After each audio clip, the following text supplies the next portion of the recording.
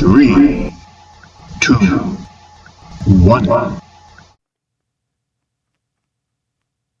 In the heart of Delhi, a city teeming with life and noise, stands a silent sentinel. It is a simple pillar of iron, reaching towards the sky. It has stood here for centuries, a quiet observer in a world that never stops changing. The sun warms its surface in the day. The cool night air settles upon it after dusk. It does not gleam like polished steel, nor does it crumble like ancient stone. It simply is. This pillar has watched generations come and go. It has felt the gentle touch of a curious child and the respectful gaze of a wise elder. It remains a timeless monument to a forgotten age, holding its secrets close. Surrounding it is the Qutub Minar complex, a place of grand ruins and magnificent history. Tourists from all over the world come to marvel at the towering minaret and the intricate carvings on the tombs. Yet many find themselves drawn to this unadorned iron column. It has no grand decorations. It tells no elaborate story through carvings. Its power lies in its quiet, unassuming presence. It asks a question without uttering a word. How can a shaft of iron defy the relentless march of time? How can it stand exposed to the wind, the rain, and the shifting seasons, yet show no sign of the decay that claims all things made of iron? The pillar is a deep, dark gray, its surface textured with the marks of its making. It is not perfectly smooth. You can see the subtle imperfections left by the hands of its creator so long ago. These marks are a testament to human skill, a signature left by artisans who lived more than 1600 years in the past. To stand before it is to feel a connection across a vast expanse of time. One can almost hear the distant clang of hammers, the roar of the forge, and the focused silence of masters at their work. It is more than just an object. It is a bridge to a different world, a different way of thinking and creating. This pillar is a profound mystery, one that has puzzled historians, scientists, and dreamers for generations. It is a piece of the past that has somehow survived into our present, completely intact. It challenges our understanding of what ancient civilizations were capable of achieving. In a world where everything is designed to be replaced, this pillar stands as a powerful reminder of things built to last. It is a silent teacher, offering a lesson in endurance, resilience, and the quiet strength that comes from perfect craftsmanship. It guards its story, inviting all who see it to wonder and to learn. The story of the pillar begins in the 4th or 5th century, during the Gupta Empire. This was a golden age for India, a time of great progress in science, art, and metallurgy. The pillar was originally erected in a temple complex dedicated to the Hindu god Vishnu, likely in a place called Udayagiri in central India. It was created to honor a powerful king, probably Chandragupta II. The inscription etched onto its surface speaks of his victories and his devotion. But the true marvel is not what is written on the pillar, but what the pillar is made of. It is composed of 98% wrought iron, a remarkable purity for its time. Creating such a massive column of iron was an extraordinary achievement. The ancient Indian blacksmiths did not have the giant furnaces we possess today. Instead, they had to build this pillar piece by piece. They would heat small lumps of iron ore with charcoal until they became a spongy mass, a bloom. Then, with immense effort, they would hammer these blooms, squeezing out the impurities and welding them together. This process, known as forge welding, was repeated over and over again. Imagine the scene: the glowing metal, the shower of sparks, the rhythmic sound of hammers striking iron, all orchestrated by a team of highly skilled artisans. The skill of these blacksmiths was simply breathtaking. They had to maintain a consistent temperature, apply the right amount of force, and ensure each weld was perfect. A single mistake, a single weak point, and the entire structure could have failed. The pillar stands over 7 meters tall and weighs more than 6 tons. To forge such a large object with such precision required not just physical strength, but a deep, intuitive understanding of the metal itself. They knew its secrets. They knew how it behaved under the hammer and in the fire. This knowledge was likely passed down through generations, a sacred craft perfected over centuries. The result of their labor is a monument that has outlasted the very empire that created it. The Gupta dynasty is now a chapter in history books. Its palaces and cities turned to dust. But this pillar, a product of its ingenuity, remains. It is a physical embodiment of their advanced metallurgical knowledge. It tells us that these ancient people were not primitive. They were masters of science and engineering, capable of creating wonders that continue to defy our expectations. The pillar is not just an artifact, it is a tribute to the genius of its anonymous creators. Like any great mystery, the iron pillar is surrounded by stories and legends. For centuries, before science offered its explanations, people created their own tales to understand its miraculous nature. One of the most popular legends claims that the pillar was a gift from the heavens, or perhaps created by a divine craftsman for the gods themselves. Some believed it was the mace, or gada, of Bhima, one of the heroic Pandava brothers from the epic Mahabharata. In this tale, the pillar is a symbol of immense strength and righteousness, a weapon of a demigod left behind in the mortal world. Another enduring myth is connected to the very foundation of Delhi. It is said that a king of the Tomar dynasty, Anandpal, was told by a sage that the pillar had been driven so deep into the earth that it rested on the head of Vasuki, the serpent king who supports the world. The sage prophesied that as long as the pillar stood firm, the king's dynasty would rule. Driven by doubt, the king had the pillar dug up. To his horror, its base was covered in the blood of the serpent king. Though he quickly had it reinstalled, the curse had been unleashed, the pillar was now loose or Delhi, and soon after, his kingdom fell. This legend gives the city of Delhi its very name. For many visitors, the pillar holds a more personal kind of magic. A popular tradition, now discouraged to protect the monument, was to stand with your back to the pillar and try to encircle it with your arms. If you could make your fingers touch, it was believed that your wish would be granted. This simple act connected countless individuals to the pillar, turning it from a historical object into a source of hope and good fortune. It became a wishing well made of iron, absorbing the dreams and aspirations of all who touched it. The smooth, worn texture in the middle of the pillar is a silent testament to the millions of hands that reached around it over the years. These myths and traditions are as much a part of the pillar's story as its physical composition. They reveal how humans interact with the unknown. When faced with something we cannot explain, we create stories. These stories give the object meaning, weaving it into the cultural and spiritual fabric of our lives. The legends of the iron pillar transform it from a mere metallurgical curiosity into a living symbol. It is a repository of faith, a marker of destiny, and a grantor of wishes. It shows us that an object's true significance is often found not in the facts alone, but in the rich tapestry of human imagination that surrounds it. For centuries, the pillar's resistance to rust was its greatest enigma. How could a structure made almost entirely of iron withstand over 1600 years of monsoons and humidity without corroding into a pile of reddish-brown dust? The answer, discovered by modern scientists, is as brilliant as it is subtle. It lies not in some lost mystical technique, but in the very impurities that the ancient blacksmiths were unable to completely remove. The secret ingredient, unintentionally included, was a high phosphorus content in the original iron ore. This phosphorus proved to be the pillar's silent guardian. The process of its protection is a slow and delicate form of chemical magic. During the forging process, as the blacksmiths hammered the iron, this phosphorus was not expelled, but was instead trapped within the metal structure. Over the centuries, as the pillar was exposed to the elements, a fascinating reaction began to take place. The iron, the phosphorus, and the oxygen and moisture in the air worked together. They slowly formed an incredibly thin, invisible layer on the surface of the pillar. This layer is a complex compound, a type of iron hydrogen phosphate hydrate, which scientists have named miswhite. This protective film, just a fraction of a millimeter thick, is the key to the pillar's longevity. It acts like a shield. Once formed, it seals the iron underneath from the corrosive effects of the atmosphere. It prevents rust from getting a foothold. While ordinary iron rusts and flakes away, exposing fresh metal to be eaten by corrosion, the pillar healed itself. It created its own permanent rust-proof coating. This process is a beautiful example of passive protection, where the material itself creates the conditions for its own preservation. The ancient smiths may not have understood the chemistry, but their methods produced the perfect result. What is truly remarkable is that this was likely a happy accident. The blacksmiths were simply using the materials available to them and following their time-honored techniques.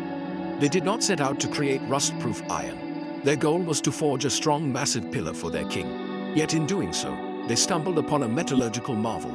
The combination of their forging technique, which did not melt the iron and thus retained the phosphorus, and the specific quality of the local ore, led to this incredible outcome. The pillar is therefore a testament not just to their skill, but to the serendipitous beauty that can arise when human ingenuity works in harmony with nature. The Iron Pillar is, more than just an artifact. It really is a silent witness to the grand sweeping drama of Indian history.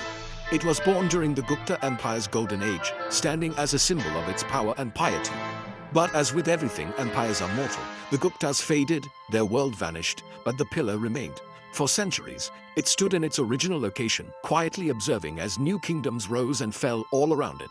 It saw dynasties come and go, faiths change, and the slow, inevitable march of time that erases nearly everything, except the most resilient legacies. It was, in a sense, a fixed point in a turning world. Sometime in the 11th or 12th century, the pillar was moved. It was taken from its quiet temple home and brought to Delhi, which had become the new seat of power.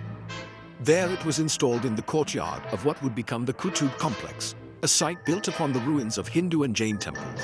Here it stood beside the magnificent Qutub Minar, a victory tower for the new rulers. The pillar, once a symbol of a Hindu king, became an object of curiosity in a grand Islamic citadel. It turned into a spoil of war, a trophy absorbed into the story of its conquerors. Yet despite all this, it retained its own identity, its quiet defiance unbroken. Through the centuries that followed, the pillar watched as Delhi was built, destroyed, and rebuilt again. It witnessed the arrival of the Delhi Sultanate, the brutal invasion of Timur, the rise of the Mughal Empire, and the splendor of Shah Jahan's court. It saw emperors pray in the adjacent mosque and heard the clamor of a bustling medieval city. Later, it observed the decline of the Mughals and the arrival of a new power from across the seas, the British. Through all these cataclysms and transformations, through all the bloodshed and glory, the pillar stood unchanged. Its stoic presence is a powerful reminder of just how transient power can be. Today, it stands in the capital of a free and independent India. It has outlived every emperor, sultan, and viceroy who ever ruled this land. Its journey through time is honestly a metaphor for India itself. A story of resilience, adaptation, and an unbroken connection to a deep and ancient past. The pillar has absorbed the history that has unfolded around it. It is not just a Gupta monument anymore. It is a monument to every age it has survived. To look upon it is to look upon a silent historian, one whose very existence tells a story of endurance that no book could ever capture. In our modern world, the Iron Pillar continues to, fascinate and inspire a wide range of people. For the millions of tourists who visit the Qutub complex each year, it is an essential and wondrous sight. People arrive with cameras and guidebooks, eager to see the so-called Rustless wonder for themselves. They listen to guides telling its stories, which are often a mix of historical fact and colorful legend. Many pose for photographs, hoping to capture a piece of its ancient magic. For quite a few, it becomes a moment of pure awe, a direct encounter with something that seems to defy the ordinary rules of the world. The pillar serves as a powerful ambassador for India's rich and complex past. For scientists and metallurgists, the pillar is a subject of intense study and honestly deep respect. It is a puzzle to be solved, a masterpiece of ancient engineering to be understood. Researchers take microscopic samples, analyze its chemical composition, and create complex models to explain its corrosion resistance. It challenges their assumptions about the technological limits of the ancient world. In fact, it is a source of inspiration for developing new, more durable materials for the future. In a way, the ancient blacksmiths are still teaching us today, their work providing clues for creating better, longer-lasting structures for our own time. Artists, poets, and spiritual seekers also find a deep connection to the pillar. For them, it is not just a scientific curiosity, but a powerful symbol. An artist might see in its stark, vertical form a representation of stability and aspiration. A poet might write about its silent watch over the centuries, a metaphor for timelessness and memory. A spiritual seeker might meditate before it, feeling its ancient energy and contemplating the lessons of its endurance.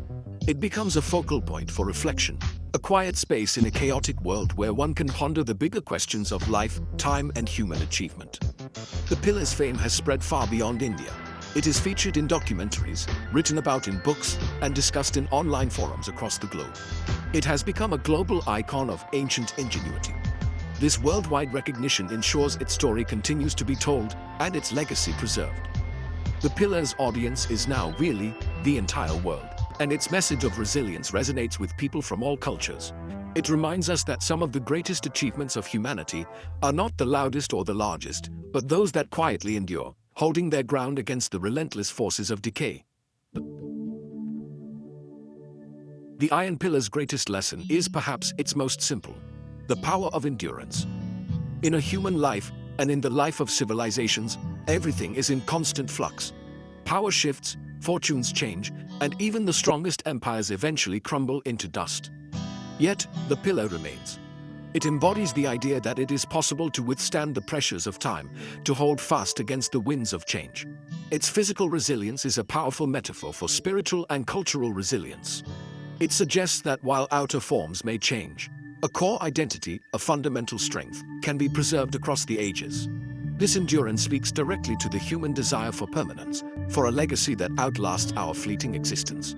Kings and emperors build monuments to ensure they are not forgotten. Artists create works they hope will be admired for generations. We all, in our own way, seek to leave a mark on the world. The pillar is the ultimate expression of this desire fulfilled. Its creators are anonymous, their names lost to history, but their work has achieved a form of immortality. It has carried their skill, their knowledge, and their spirit forward for more than 1.5 millenniums, a silent testament to their genius. The pillar also teaches a lesson about the nature of strength. Its strength does not come from being aggressive or unyielding in a brittle way. Instead, its strength is subtle and adaptive. It created its own shield, working with the environment rather than fighting against it. This suggests that true, lasting strength is not about resisting change at all costs, but about having an inner quality that allows one to adapt and persist. It is a quiet, patient strength, one that is built slowly over time. It is the strength of deep roots, not of high walls that can be easily toppled. Ultimately, the pillar stands as a symbol of hope. It has survived invasions, changes in climate, and the general neglect that befalls most ancient things. Its continued existence is a small miracle, a reminder that not everything is lost. It tells us that beauty and ingenuity can endure, that the achievements of the past can continue to enrich the present. In a world that often feels disposable and chaotic, the pillar is an anchor. It connects us to a longer, deeper story, assuring us that some things are made to last and that the human spirit is capable of creating wonders that can, almost, touch eternity.